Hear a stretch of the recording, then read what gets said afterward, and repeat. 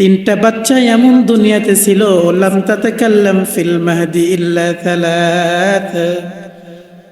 তিনটা বাচ্চা দুনিয়াতে ছিল যারা দোলনার ভিতরে, কোলের ভিতর থেকেও আল্লাহ রাব্বুল আলামিন তাদের জবান থেকে জ্ঞানীমান ব্যক্তি যেমনে কথা বলে তেমন কথা বলার যোগ্যতা আল্লাহ দান করেছিলেন। সুবহানাল্লাহ।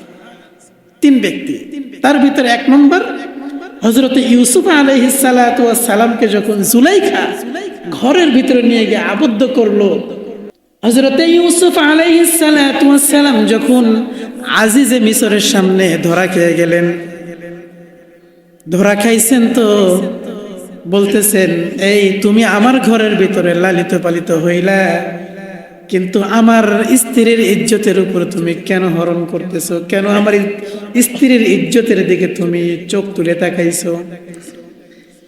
হযরত ইউসুফের জ্ঞান গরিমা পবিত্রতা সম্পর্কে হযরতে ইউসুফের পবিত্রতা আজিজে মিসরও জানে, কিন্তু আজিজে মিসরের দরবারে জুলাইখা হযরত ইউসুফের বিরুদ্ধে নালিশ করে দিছে। ইউসুফের পক্ষ হয়ে কথা বলার মতো মিশরের জমিনে কেউ নাই। ওই সময় আল্লাহ রাব্বুল আলামিন বললেন, ইউসুফ রে, চিন্তা করো না, পেরেশানি করো না, দুনিয়ার কোন নবীকে আমি অপবিত্র বানাই নাই। তুমি হলো নবী বংশের মানুষ, তুমিও নবী। ইউসুফ রে, চিন্তা নাই, দুনিয়ার ভিতরে যেই জিনিসটা সচরাচর হয় না, ওই ঘরের ভিতরে একটা বাচ্চা ছিল, আমি আল্লাহ আমার কুদরত দ্বারা ওই বাচ্চার জবানে কথা জারি করে দেব। বাচ্চা বলতেছেন, ইন কানা কমিসুহু কুদ্দা মিন কুবুলিন ফাসাদাকাত ওয়া হুয়া মিনাল কাযিবিন। বাচ্চাও বড় জ্ঞান গরম কথা। ইন কানা কমিসুহু কুদ্দা মিন কুবুলিন ফাসাদাকাত ওয়া হুয়া মিনাল কাযিবিন। এই আজিজে মিসর, আপনি যদি ইউসুফের জামাটা সামনের দিক থেকে ছেঁড়া দেখতে পান, সামনের দিক থেকে ফাড়া যদি দেখতে পান, তাহলে বুঝবেন জুলাইখা সত্য কথা বলেছে আর ইউসুফ মিথ্যা কথা বলেছে।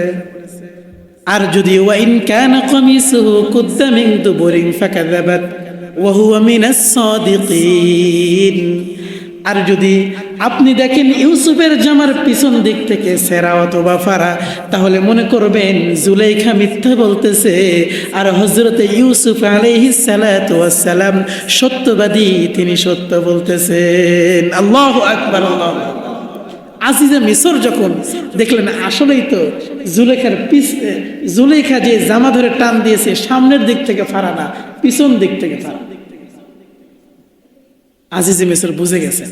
তো ওই সময় ছোট্ট একটা বাচ্চা দোলনার ভিতরে থেকে কথা বলেছে, আর একটি বাচ্চা দোলনায় কথা বলেছিলেন। হযরতে জুরাইজ যখন এক ব্যভিচারিণী নারীর ফান্দে পড়ে গেলেন, অনেক বড় আবেদ ছিলেন হযরতে জুরাইজ আলাইহিমুস সালাতু ওয়াস সালাম। মার কথা অনুযায়ী না চলতে পেরে মায়ের বদদোয়া পাইয়া ব্যভিচারী নারীর ফান্দে পড়ে গেছিলেন। ওই সময় আল্লাহ রাব্বুল আলামিন দোলনার ভিতরে বাচ্চাকে কথা বলাইছেন। 3 নম্বর, হযরতে ঈসা আলাইহিস সালাতু ওয়াস সালাম যখন দুনিয়াতে আসলেন, তার মাকে যখন মানুষেরা বৎকার বলেছিল, কারণ এই হযরতে ঈসা আলাইহিস সালাতু ওয়াস সালাম হলো কুদরতিভাবে আল্লাহ পাঠাইছেন। বাপ নাই, পিতা ছাড়া যে সন্তানকে আল্লাহ দুনিয়ায় পাঠাইছেন তিনি হলেন হযরতে ঈসা আলাইহিস সালাতু ওয়াস সালাম। ঈসাকে পাঠাইছেন। তো কিছু সন্তান দুনিয়াতে আসছে, তারা কথা বলেছেন। এই কুদরত, এই ক্ষমতা কার আছে? আল্লাহ। কার আছে? আল্লাহ। বেপেদার পর জিন্দা পয়দা ও কুনাদ, বেপেদার পর জিন্দা পয়দা ও কুনাদ, তিফলেরা দর মাহদে গুয়া ও কুনাদ, তিফলেরা দর মাহদে গুয়া ও কুনাদ। কারণ আল্লাহ রাব্বুল আলামিন সব কিছু পারেন গো বাবা। দেখেন না, সাপের ডিমের ভিতর থেকে যখন সাপ বের হয়, একদিনের সাপ কেমনে হাঁটতে হয়, মানুষ দেখলে কেমনে ফস করতে হয়, এটাও কে পারেন? আল্লাহ দিয়েছেন। কিন্তু মানুষের সন্তানকে মাদ্রাসায় পাঠাইতে হয়, মানুষের সন্তানগুলোকে স্কুলে পাঠাইতে হয়, ইউনিভার্সিটিতে পাঠাইতে হয়। কিন্তু একদিনের ছাগলের বাচ্চা যখন জন্মগ্রহণ করে, তিরিং বেরিং করে যখন সে লাফায় দৌড়ায়, একদিনের বাচ্চা কিন্তু এটা পারে না। একদিনের মুরগির বাচ্চা জন্মগ্রহণ করেছো তো কোন জিনিসটা খাইতে হবে, বেছে বেছে কোনটা চাউল আর কোনটা মাটি পৃথক করার মতো জ্ঞান গরিমা যিনি দান করেছেন তিনি হলেন আমার আল্লাহ। তো ওই আল্লাহ দুনিয়ার কত মাখলুকাতকে একদিনের বাচ্চাগুলোকে খাবার পৃথক করে খাওয়ানোর যোগ্যতা দান করতে পারেন। ছোট্ট সাপ একদিন তার বয়স, মানুষ দেখলে ফস করতে হয়, মানুষকে ভয় দেখাইতে হয়, এই যোগ্যতাও একদিনের সাপের ভিতরে আল্লাহ দিয়েছেন। হাঁসের বাচ্চা মুরগির নিচে যখন ডিম দেওয়া হয়, মায়েটাকে থাক থাক শুকনোর উপরে থাক, বাচ্চা থাকে না, কয় অগমা তোমার পেটের নিচে ছিলাম, কিন্তু আল্লাহ আমাকে যেই জ্ঞান আর গরিমা দান করেছেন, যেই মেধা দান করেছেন, আমি তো জমিনের উপরে শুকনোর উপরে থাকার জন্য নয়, আমি ওই পানির ভিতরে সাঁতার কাটার মতো যেই জ্ঞান গরিমা আমার আল্লাহ আমারে দান করেছেন। সুবহানাল্লাহ, সুবহানাল্লাহ। এই জন্য আল্লাহ বলতেছেন এটা আমি পারি। ইন্নামা আমরুহু ইযা আরাদা শাইআন আন ইয়াকুলা লাহু কুন ফায়াকুন। কবি বলেন কাদেরে কুদরত তো জারি हर खाहिया कुनी मुर्दरा तो जाने बख्शी जिंदा रबे जा कुनी तरफतुल आईने जहां बरहम जनद कसनुमिया रत के आजा गुमजना। আমি আল্লাহ সব কিছু পারি, কোন বললেই হয়ে যায়, ফায়াকুন বলারও দরকার হয় না। আমি আল্লাহ যা ইচ্ছা তাই করতে পারি। আমার শক্তির সাথে আমার শক্তির সমকক্ষ পৃথিবীর কেউ নাই। ওয়ালাম ইয়াকুল্লাহু কুফুয়ান আহাদ, আমার বরাবর দুনিয়ার কোনো মানুষ নেই, কোনো মাখলুকাত নাই, কেউ নাই। আল্লাহু আকবার বলেন, আল্লাহু আকবার। আল্লাহর কুদরতের সাথে কেউ পারবে না। তো ওই আল্লাহ দোলনার বাচ্চাকে কথা বলাতে পারেন না? বলছে তো, দোলনার বাচ্চা হযরতে ঈসা আলাইহিস সালাতু ওয়াস সালামের দিকে ইশারা করে মা বলতেছেন, আমি রোজা রেখেছি, আমি আমার সন্তানের সাথে কথা বলবো না, কথা বলবো না। হযরতে ঈসা আলাইহিস সালাতু ওয়াস সালাম বলতেছেন, ইন্নী আবদুল্লাহ আতানিয়াল কিতাবা ওয়া জাআলানি নাবিয়্যা। এই লোকেরা, আমার মাকে তোমরা খারাপ বলবা না, জেনা ব্যভিচারী বলবা না। দেখো না আমি বাচ্চা, একদিন মাত্র বয়স, আমি কিন্তু কথা বলতে পারি। দুনিয়ার কোনো মানুষের ক্ষমতা নাই একদিনের মানব সন্তান কথা বলতে পারে। শুনে নাও, আমি হলাম আল্লাহর বান্দা, আমি হলাম আবদুল্লাহ, আমি আল্লাহর বান্দা, আমি কথা বলতে পারি। শুধু তাই নয়, আতানিয়াল কিতাব, আল্লাহ আমাকে কিতাব দান করেছেন, ওয়া জাআলানি নাবিয়্যা, শুধু কিতাব দান নাই রে দুনিয়ার মানুষ, আল্লাহ আমারে নবুয়ত দান করে দিয়েছেন। সুবহানাল্লাহ, সুবহানাল্লাহ। ছোট্ট বাচ্চাকে নবুয়ত দান করেছেন। এই ঈসা আলাইহিস সালাতু ওয়াস সালাম যখন কথা বললেন তো প্রকাশ পেয়ে গেল, ইনি হলেন সেই মহামানব, ইনি সেই যার কথা আল্লাহ রাব্বুল আলামিন তাওরাতে জাবুরে বলেছিলেন ঈসা দুনিয়া চলে আসছে। ঈসা আলাইহিস সালাতু ওয়াস সালাম বেন কত সবল, বলতেছে এই মুহূর্তে আমি মানুষের সাথে কথা বলেছি, এখন যদি আল্লাহর সাথে একটু কথা বলি তাহলে আমি যা চাবো আল্লাহ তাই দিবে। হযরতে ঈসা আলাইহিস সালাতু ওয়াস সালাম বলতেছেন, ওয়াসসালামু আলাইয়া ইয়াউমা বুলিদতু ওয়া ইয়াউমা আমুতু ওয়া ইয়াউমা উবআসু হাইয়া।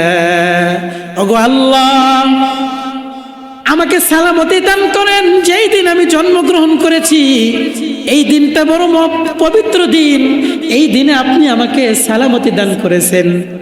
ওগো আল্লাহ, আমি যেদিন মৃত্যুবরণ করব সেদিনেও আমাকে সালামতি দান করবেন। এর কারণ হলো আল্লাহ গো, দুনিয়ায় যখন আমি আসছি তো তখন আমি ইসলামে ফিতরতে ইসলামের উপর জন্মগ্রহণ করেছি। আমার কানের ভিতরে আজান দেওয়া হয়েছে, আমার কানের ভিতরে ইকামত দেওয়া হয়েছে। ওগো মুসলমান, আপনার কানেও আজান দেওয়া হয়েছে, আপনার কানের ভিতরে ইকামত দেওয়া হয়েছে, নামাজটা কিন্তু পড়ানো হয় নাই। আপনি আমি ওই দিন নামাজ আমার সামনে আমার ব্যাপারে নামাজ পড়বে যেদিন আমি দুনিয়ায় থাকবো না, লাশ হয়ে যাব। আজান হয়েছে, একামত হয়ে গেছে, যেদিন আমি আপনি মৃত্যুবরণ করব ওই দিন আমার আর আপনার নামাজের জানাজা হয়ে যাবে, নামাজের জানাজা হয়ে যাবে। তো যেদিন মৃত্যুবরণ করব ওই দিনের সালামতিও আপনি আমাকে দান করেন। এর কারণ হলো ওগো আল্লাহ, আমি যেদিন মৃত্যুবরণ করব ওই দিন আপনি আমাকে ঈমানের সাথে দুনিয়া থেকে নিয়ে যান।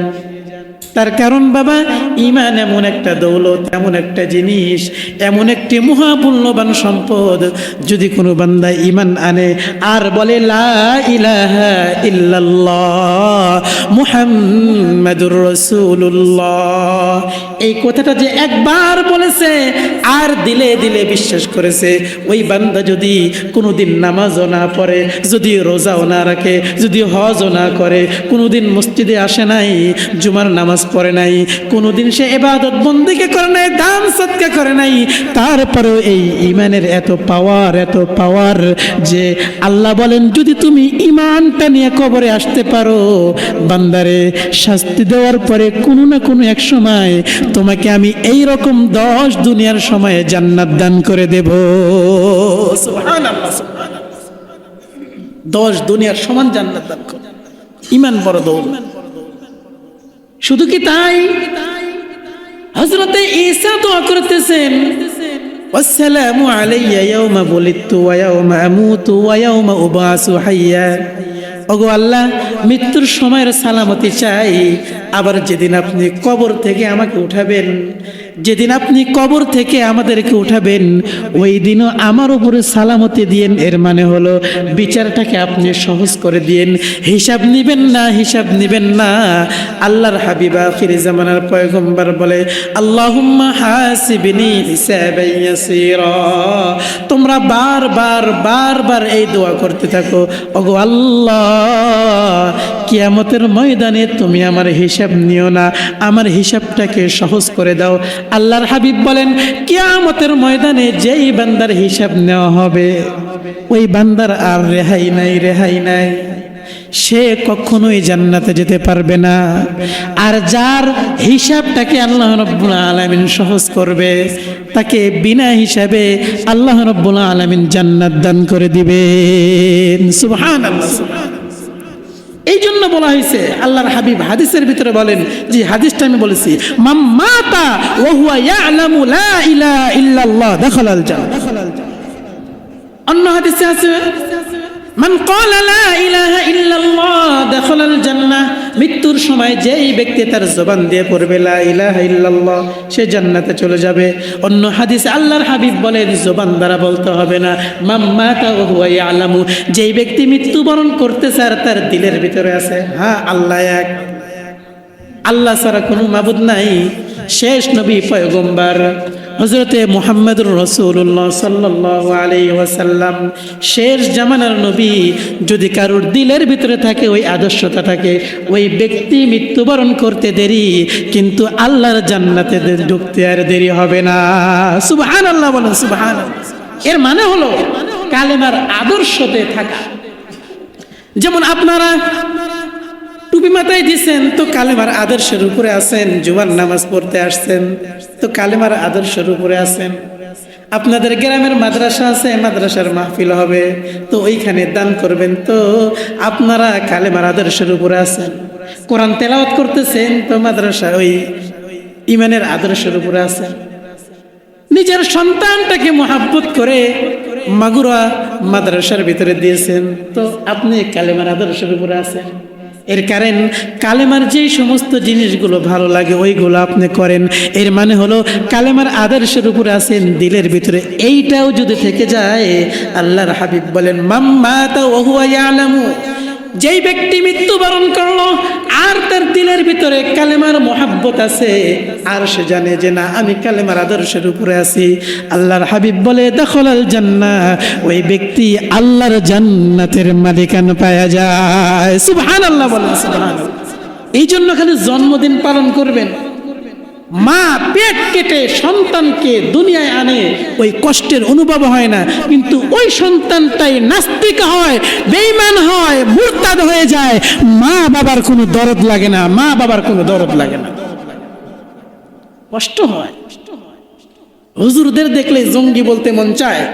অমিয়া তুমি যখন এই হুজুরদের দেখে জঙ্গি বলো, ঈমান নামক দৌলতটা তোমার ভিতর থেকে বের হয়ে যায়, বেঈমান হয়ে তুমি কবরে যাইবা, মুসলমানের সমাজে বসবাস করবা, মুসলমানের সাথে চলাফেরা করবা, জানাজাও পাইবা, কবরেও মুসলমানদের সাথে যাইবা, কিন্তু তুমি বেঈমান হয়ে কবরে যাইবা। আওয়াজ দিয়ে বলেন ঠিক কিনা?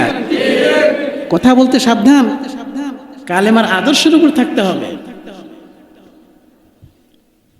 মৃত্যুটা আপনার যখন হচ্ছে, যাদের মৃত্যুটা সুন্দর হয় তারা বড় দামি হয়। কেমনে মৃত্যু হবে? বলে আপনার মৃত্যুটা তখনই ভালো হবে যখন আপনি কালেমার উপর অটল থাকবেন। আমাদের এক বুজুর্গ আবু জুরআ আর রাজি, আবু জুরআ আর রাজি উনি অনেক বড় মুহাদ্দিস ছিলেন। ওনার ছাত্র ছিল আহমদ ইবনে হাম্বল রাহিমাহুল্লাহ তাআলা, ওনার ছাত্র ছিল আলী ইবনে মাদানী রহমতুল্লাহ আলাইহি, তার ছাত্র ছিল ইয়াহইয়া ইবনে মাইন, আর ইমাম বুখারী রহমতুল্লাহ আলাইহির ওস্তাদ ছিলেন এই তিনজন। তাহলে আবু জুরআ আর রাজি উনি ছিলেন ইমামে বুখারী, যেই বুখারী কিতাব আমাদের মাদ্রাসাগুলোতে পড়ানো হয়, এই কিতাব যিনি সংকলন করেছেন ওনার দাদা ওস্তাদ হলো আবু জুরআ আর রাজি রহমতুল্লাহ আলাইহি। কত সুন্দর মৃত্যু, কত সুন্দর। আবু জুরআ আর রাজির ছাত্র ছিল হাজার হাজার ছাত্র, যারা লক্ষ লক্ষ হাদিস মুখস্থ করেছে। আমরা যদি বলি যে এইখানে যে আপনারা আছেন 5টা হাদিস বলতে পারবেন? পারতেন না তো, হাদিসই বলতে পারবেন। আর আগের যুগের মানুষেরা লাখ লাখ হাদিস মুখস্থ করেছে। এমনকি একটা খুব সুন্দর ঘটনা পাওয়া যায়, আবু জুরআ আর রাজির এক ছাত্র ঘরের ভিতরে বসে বলতেছেন আন আবি জুরআ আন আবি জুরআ রাদিয়াল্লাহু আন আবি জুরআ হাদাসানি জুরআ হাদাসানি জুরআ আন আবি জুরআ, বারবার ওস্তাদের নাম উচ্চারণ করতেছে। তো ঘরের ভিতরে বিবি ছিল, কি রে বিয়ে করে আনছো, আমার নাম বলতে পারো না? খালি হাদাসানি জুরআ, এত জুরআ জুরআ বলো কেন?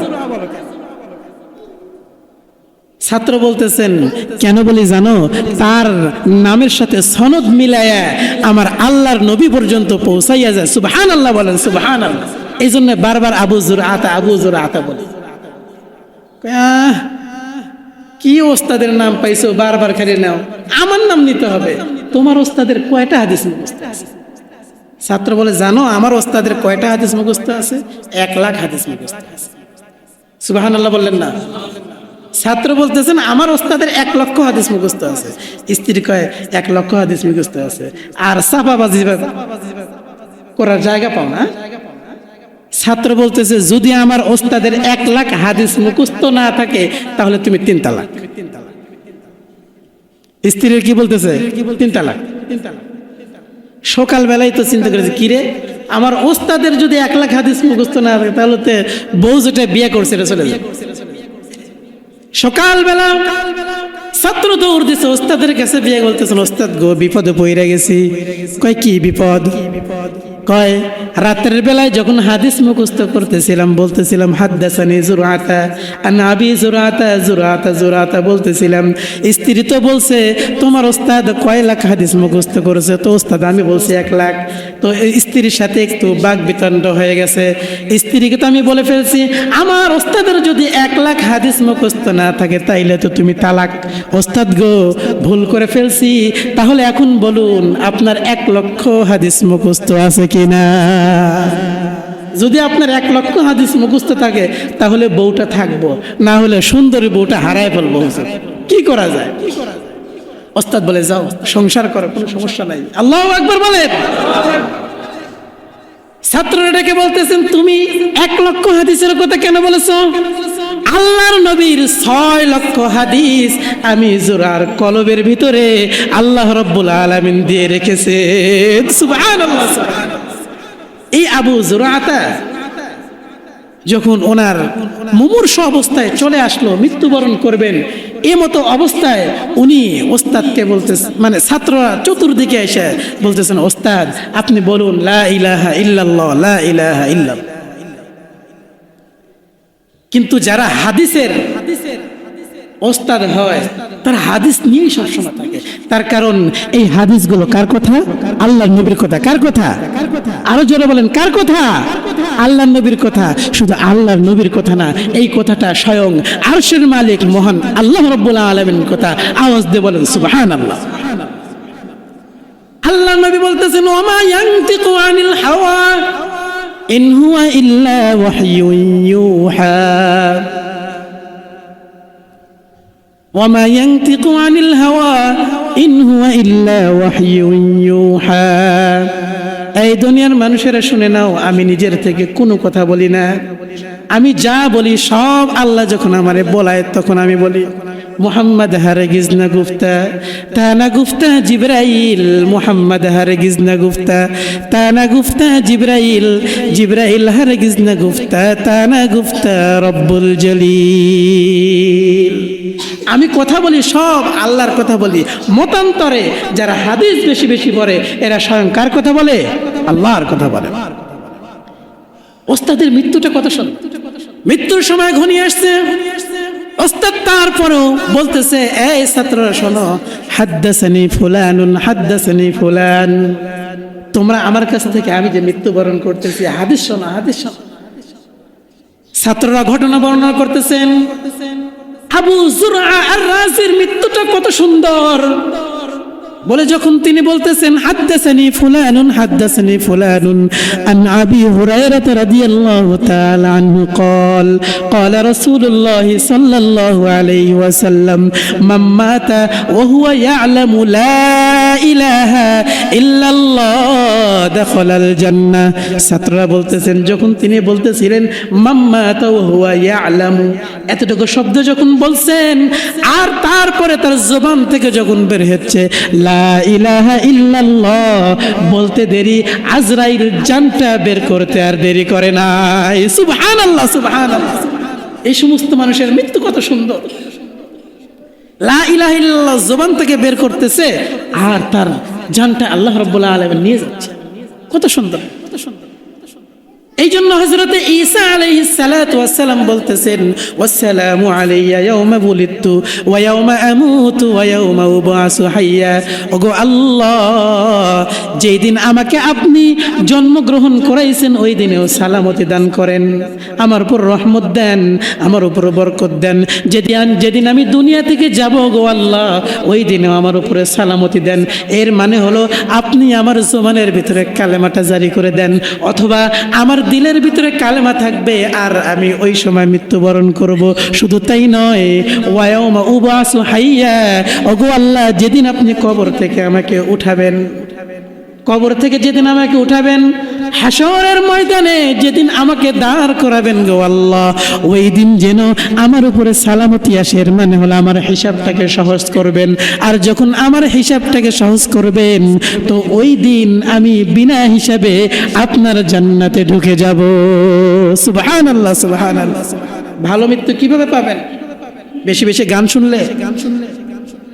কথা বুঝতেছেন না? বেশি বেশি গান শুনলে ভালো মৃত্যু পাবেন, নাকি কোরআন তেলাওয়াত করলে ভালো মৃত্যু পাবেন? নিজে তো কোরআন তেলাওয়াত করতে পারেন না, একটা সন্তানরে মাদ্রাসায় দিতে পারেন না। একটা সন্তানকে যদি মাদ্রাসায় দেন, নাতিরে যদি মাদ্রাসায় দেন, মেয়ের ঘরের সন্তানটাকে যদি মাদ্রাসায় দেন, ছেলের ঘরের সন্তানটাকে যদি মাদ্রাসায় দেন, নিজের সন্তানটাকে যদি মাদ্রাসায় দেন, আয় মুসলমান, যেদিন আপনি মৃত্যুবরণ করবেন চতুর্দিক থেকে শয়তান আপনার কলিজার ভিতরে আঘাত করতে থাকবে, আপনার জবানটা চেপে ধরবে। ওই সময় যদি আপনার সন্তান পাশে বসে কোরআনুল কারীমের তেলাওয়াত করে, সূরা ইয়াসিনটা তেলাওয়াত করে, সূরা আর রহমানটা তেলাওয়াত করে, কোরআনের বিভিন্ন জায়গা থেকে যদি তেলাওয়াত করে, আর যদি বারবার বারবার আপনার কানের সামনে যদি বলতে থাকে লা ইলাহা ইল্লাল্লাহ, লা ইলাহা ইল্লাল্লাহ, হইতে পারে কোরআন তেলাওয়াতের উসিলায়, ওই আপনার সন্তানের তালকিনের উসিলায় আল্লাহ আপনার জবান দ্বারা কালেমাটা বের করে দিবেন। সুবহানাল্লাহ, সুবহানাল্লাহ। এই জন্য সন্তানের দিকে মাদ্রাসায় দেওয়ার দরকার আছে না নাই? আওয়াজ দিয়ে বলেন। নিজের সন্তান না থাকলে ছেলের সন্তানটারে দেন, না থাকলে মেয়ের সন্তানটা থেকে দেন। তাও যদি না হয়, নাতি পুত্রী যে সন্তান আসতেছে তাদেরকে এই মাদ্রাসাগুলোতে দিবেন। এইখানে কি খালি আপনারা তো খালি বলেন কি শিখায় এগুলো, আরে এইখানে মাদ্রাসাগুলোকে যা শিখায় তা কোথাও পাইবে না। তামান্না দর্দে দিল কি হায় তুকার খিদমত ফকিরু কি নেহি মিলতা এ গওহর বাদশাহু কি খাজিনু মে, নেহি মিলতা এ গওহর বাদশাহু কি খাজিনু মে। এটা বাচ্চার দরবারে পাওয়া যায় না, যেটা মাগুরা বিএম মাদ্রাসার ছোট্ট ছোট্ট বাচ্চারা পড়ে, এটা বাচ্চার দরবারে পাবেন না, প্রধানমন্ত্রীর দরবারে পাবেন না, জো বাইডেনের কাছেও পাবেন না। যেটা ছোট্ট ছোট্ট বাচ্চারা বলে কি আখলিস দীনাকা ইয়াকফিকাল আমালুল কলিল, ও আলিফ বা তাসা পড়বে আর কবরের ভিতরে আল্লাহ রাব্বুল আলামিন আপনার জন্য রহমতের ফেরেশতা নাযিল করে দিবে। আওয়াজ দিয়ে বলেন সুবহানাল্লাহ, সুবহানাল্লাহ।